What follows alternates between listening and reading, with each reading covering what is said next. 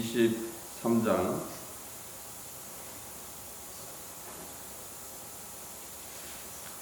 39절로서 43절, 39절로서 43절, 누가복음 23장 39절로서 43절 말씀입니다. 합독합니다. 발린 행한 자 중 하나는 입방하여 가로되 내가 그리스도가 아니냐 너와 우리를 구원하라 하되 하나는 그 사람을 꾸짖어 가로되 내가 동일한 정죄를 받고서도 하나님을 두려워 아니하느냐 우리는 우리의 행한 일에 상당한 보응을 받는 것이 이해야 당연하거니와 이 사람의 행한 것은 옳지 않은 것이 없느니라 하고 가로되 예수여 당신의 나라에 임하실 때 나를 생각하소서 하니 예수께서 이르시되 내가 진실로 내게 이르노니 오늘 내가 나와 함께 낙원에 이르리라 하시니라. 아멘. 하나님 아버지 감사합니다. 말씀을 깨닫는 시간 될 수 있도록 인도하여 주옵소서. 함께함을 감사드리며 모든 것 주 예수 그리스도 말씀 드립니다. 아멘. 예수님의 십자가에 돌아가시기 전에 좌우에 강도들이 십자가에 매달렸죠. 한 강도는 조롱을 하고 한 강도는 거기에 대한 회개 말이에요. 자기들이 지금 당하는 것은 당연히 죄를 범했기 때문에 그 죄에 대한 대가를 치르는 거지만은 지금 예수님은 아무 죄도 없는데도 불구하고 자기들처럼 이렇게 지금 당하는 것은 아니다라고 얘기하면서 예수님한테 뭐라고 얘기해요? 나를 기억하소서. 나를 기억하소서. 예수님이 그 소리를 듣고 뭐라고 말씀하세요? 오늘 너와 함께 낙원에 이루리라라고 말씀하신다. 그래서 우리가 마지막 순간까지라도 자신에 대한 회개를 할 수 있다라면, 자백을 할 수 있다라면 어디 갈 수 있다는 거예요? 천국 갈 수 있다는 소리죠. 이 세상을 떠나서 낙원에 이르는 것이고, 낙원에 갔다가 그 다음에 예수님이 재림하시면은 다 부활한 몸을 가지고서 천국을 향해서 가죠. 그래서 주님 앞에 우리는 우리 스스로 모든 것들을 구할 수 있는 그런 믿음을 가지고 따라가야 된다. 그래서 자백하는 것이 얼마나 귀하다는 것을 알아야 된다. 그래서 주님께서 피와 물을 흘려 주신 것은 우리가 자백만 하더라도 능력이 나타나게 해 주셨다는 거예요. 그래서 요한에서 1장 9절에 보면 만약 우리가 우리 죄를 자백하면 주는 미쁘시고 의로워서 우리 죄를 사하시고 모든 불의에서 우리를 깨끗게 하신다고 말씀하셨어요. 그러니까 주님께서는 자백만 하더라도 능력을 행해 주신다. 그러니까 마지막 순간에 자신의 죄를 자백했던 예수님 우편에 달렸던 강도가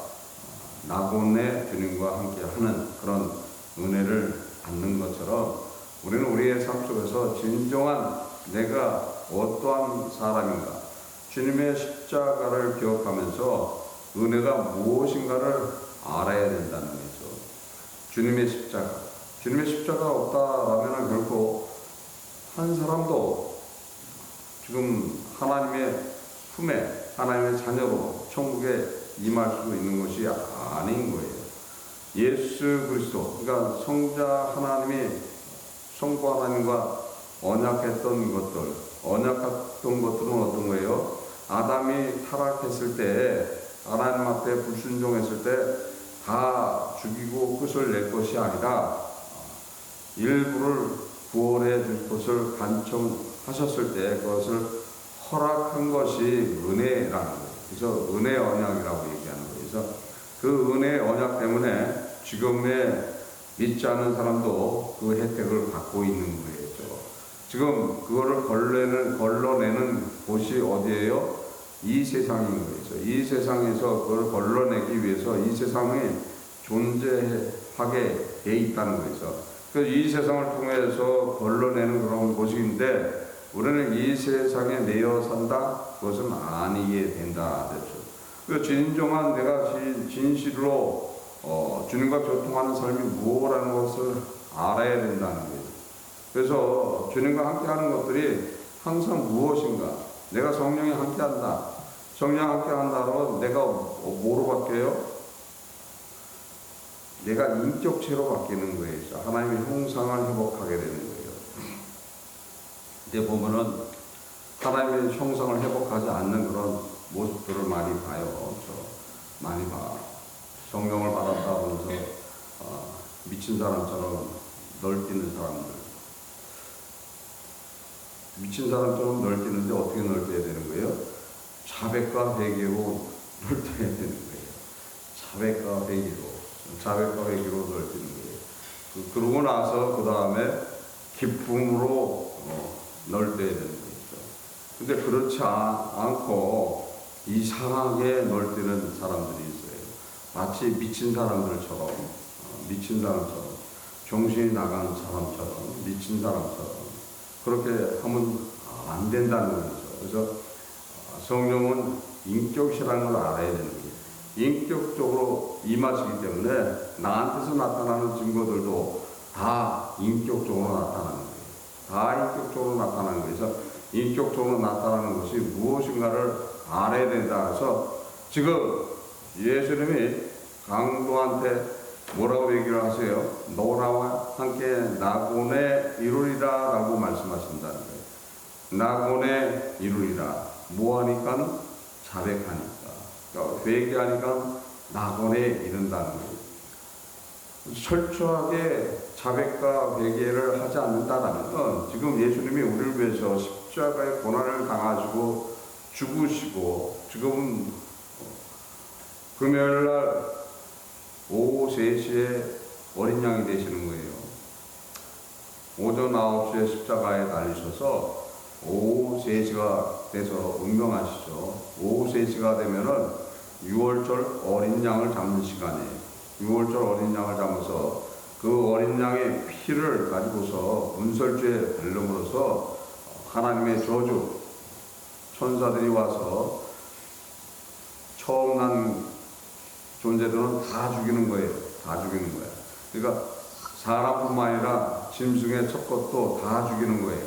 그러니까 문설주에 표시가 있는 그 피의 표시가 있으면 그것을 지나가 버린 거예요.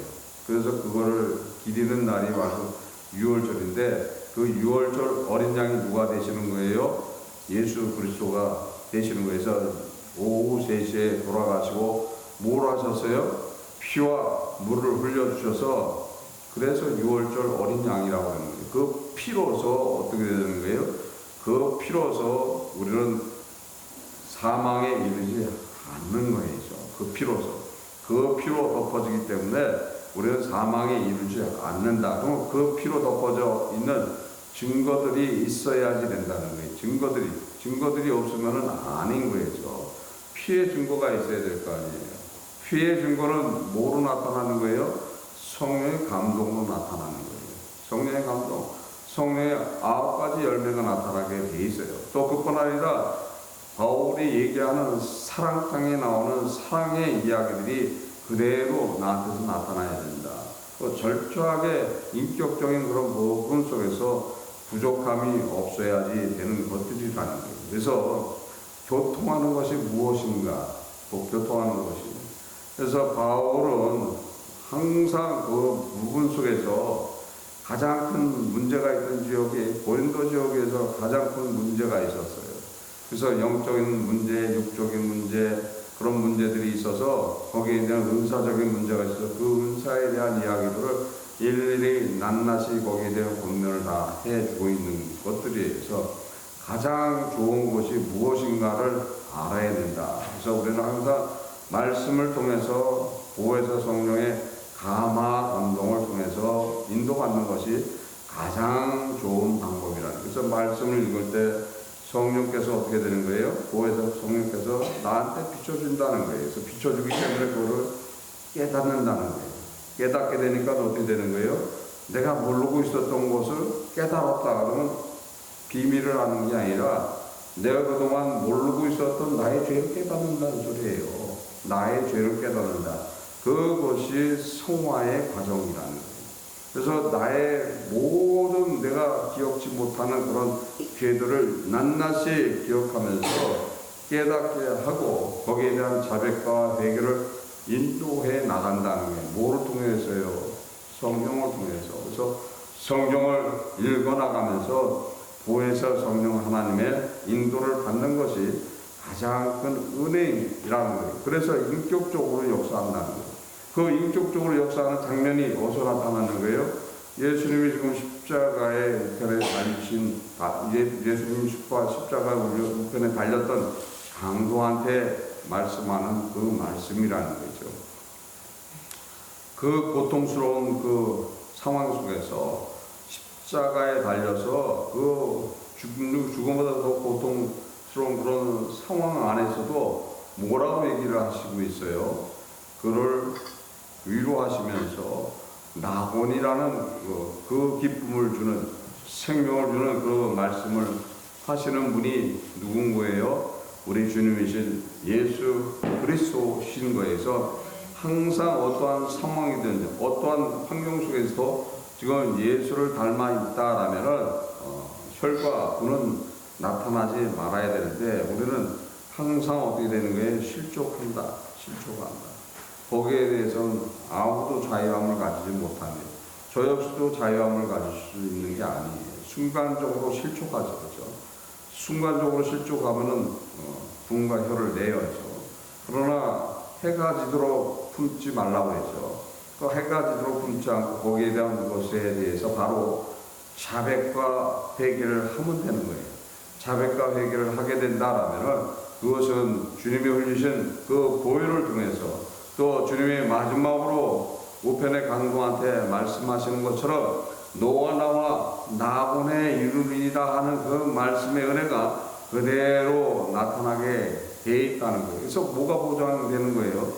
천국이 보장되게 돼 있다. 그래서 천국을 이루시기 위해서 친히 매맞고 욕을 당하고 죽으시고 부활하셔서 모든 것들을 다 이루셨다라고 말씀하신 그 은혜가 그대로 나타나게 돼 있다. 그래서 우리는 내 삶이 어떠한 삶인가를 알아야 된다는 거죠.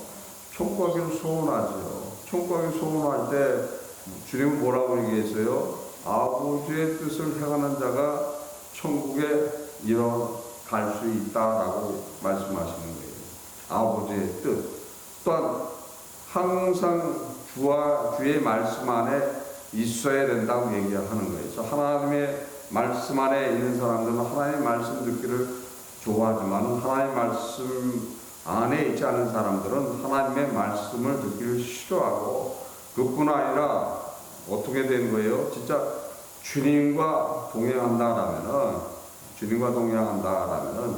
정해져 있는 시간에 은혜라고 생각하면은 그대로 거기에 나와서 고백하고 주님과 교통하기를 소원하는 그런 삶을 살아가야 된다.